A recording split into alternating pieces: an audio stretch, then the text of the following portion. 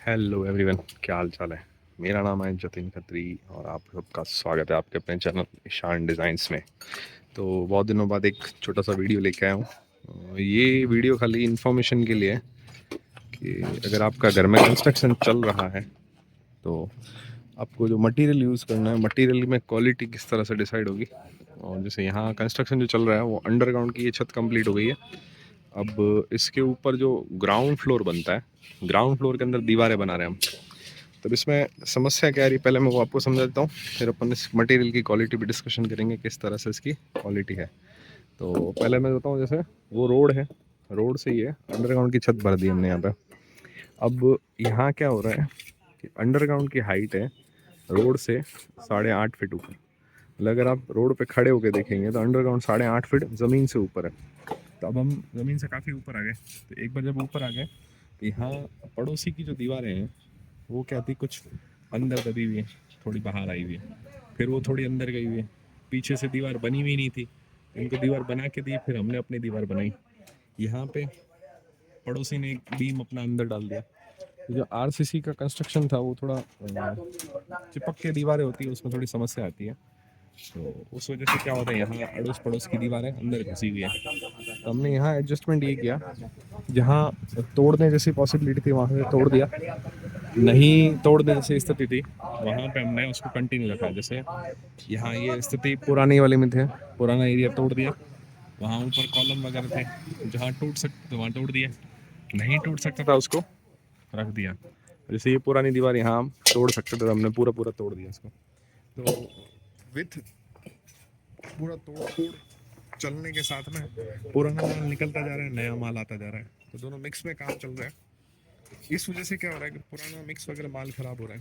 अब जो नया मटेरियल है मैं उसको एक बार आपको क्वालिटी दिखा देता हूँ कि अगर आप इस तरह की स्थिति में हैं तो पुराने वाले माल को साफ सफाई कैसे काम में लें और पुराना माल हटा के फिर आप कंस्ट्रक्शन करवाएं तो थोड़ा प्रॉपर होगा। जैसे हमने यहाँ पुरानी पीछे की दीवार हटा दी है तो यहाँ भी एक साफ सुथरा माहौल मिल गया है। पीछे की तरफ पुराना ईंटों का दीवार बनी हुई है, उसके आगे हम अपनी सीमेंट की ईंट की दीवार बना रहे हैं। जो यहाँ पर्टिकुलर जो काम में ले रहे हैं वो गंगानगर की ईंटें काम में ले रहे हैं, मतलब ब्रिक वर्क हो रहा है यहाँ पे। तो राजस्थान में जनरली गंगानगर से सारी ईंटें सप्लाई होती है। तो जो ईंट आई है, ईंट के अंदर क्या समस्या है कि इसको जो पकाने के लिए नमक बहुत ज़्यादा यूज़ किया गया है। जो कच्ची ईंटें होती है, ज़्यादा हीट होती है एक बार भट्टी में तो वो बैंड हो जाती है। जैसे यहाँ देखिए ये ईंट है, अब देखना इसको, जब ये टूटी हुई है यहाँ से, ठीक है, ये इसका टुकड़ा था तो ये कच्ची रह जाती है एक्चुअल में। तो इस तरह से क्या है, सारी ईंटें क्या है, ज़्यादा ओवर हीट की वजह से बैंड हो गई है। जो इसका एक्चुअल शेप था वो तो शेप पकने के लिए डालते हैं हीट ओवन के अंदर, लेकिन जो इसका एक्चुअल शेप है ज़्यादा हीट की वजह से बैंड हो गया और ये ईंटें थोड़ी थोड़ी ख़राब होने लग गई थी। जो ईंटें डिसमेंटल हो जाती है, दब जाती है, उस वजह से क्या होता है, इसकी क्वालिटी बिगड़ जाती है और ये क्वालिटी सेकंड ग्रेड में जाती है। और जैसे ये यहाँ एक ईंट है, ये नीचे पड़ी है, अब इसकी शेप देखो आप, ये जब ये सेकंड ग्रेड की क्वालिटी है और इसका पैसा पूरा लिया जाता है। कई बार क्या होता है, कस्टमर खाली जल्दी जल्दी के चक्कर में मटेरियल क्वालिटी ख़राब ले आता है तो बाद में दीवारें टूटनी शुरू हो जाती है, क्रैक देना शुरू करता है। इसका कारण ये है कि ये सब देखिए यहाँ है, ये यहाँ बर्न हो रखा है, मतलब ये ज़्यादा हीट की वजह से जल गया, तो ईंट फिर भी यहाँ लगी हुई है।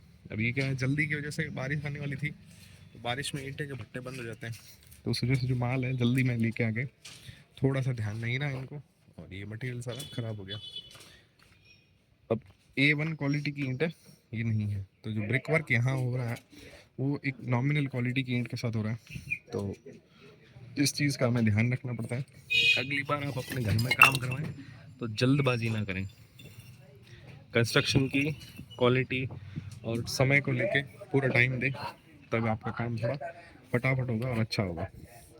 ये एक बारीक डिटेल है, मतलब कई लोग इसको नोटिस नहीं कर पाते, जल्दी जल्दी के चक्कर में काम चल जाता है, काम सारा बिगड़ जाता है और ये लंबे समय बाद हमें परेशानी का सबब बनता है हमारे लिए। तो यहाँ भी ईंटें हैं, कुछ ईंटें अच्छी है, कुछ ईंटें खराब है, इस वजह से ये चीज़ें क्वालिटी बिगड़ जाती है कंस्ट्रक्शन की। अब जैसे यहाँ सरिया पड़ा है, सरिया में देखिए तार थी, तार ही नहीं रही, पीछे की तरफ तार वहीं पड़ी है।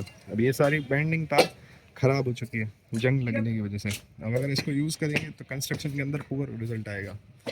तो ये एक बारीक चीज़ है, मतलब आप चलते काम में इन चीज़ों को नोटिस करेंगे, समझेंगे, तो आप कंस्ट्रक्शन की क्वालिटी इंप्रूव कर पाएंगे। अब कई बार क्या होता है, मकान मालिक के पास समय नहीं होता, तो वो किसी आगे थर्ड पार्टी को देते हैं।